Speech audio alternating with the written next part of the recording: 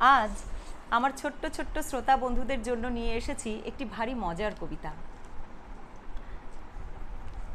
ছোটরা অমনোযোগী হয় কারণ তারা বেশিরভাগ সময়ই খেলার চিন্তা করতে থাকে। এইরকমই একটি ভুলোমনা ছোট ছেলের দোকানের ফর্দ ভুলে যাওয়ার কথা কবি তাঁর এই কবিতায় মজার ছলে লিখেছেন। কবিতাটি হলো কবি যোগীন্দ্রনাথ সরকারের কাজের ছেলে। কবিতাটি পাঠ করছি। দাঁতখানি চাল, মুসুরির ডাল, চিনি পাতা দই, দুটা পাকা বেল, সরিষার তেল, ডিম ভরা কই।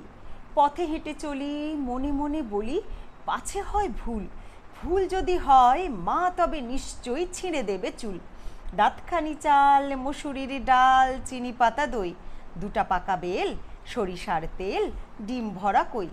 বাহবা বাহবা, ভোলাভূত হাবা, খেলিছ তো বেশ, দেখিব খেলাতে কে যেতে কে হারে, কে না হলে শেষ। দাঁতখানি চাল, মুসুরির ডাল, চিনি পাতা দই, ডিম ভরা বেল, দুটা পাকা তেল, সরিষার কই।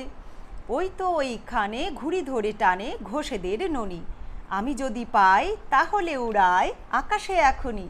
দাঁতখানি তেল, ডিম ভরা বেল, দুটা পাকা দই, সরিষার চাল, চিনি পাতা ডাল, মুসুরির কই। এসেছি দোকানে কিনি এইখানে যত কিছু পায়, মা যাহা বলেছে ঠিক মনে আছে তাতে ভুল নাই। দাঁতখানি বেল, মুসুরির তেল, সরিষার কই, চিনি পাতা চাল, দুটা পাকা ডাল, ডিম ভরা দই। কেমন লাগলো? ভালো লাগলো তো? ভীষণ মজার কবিতা।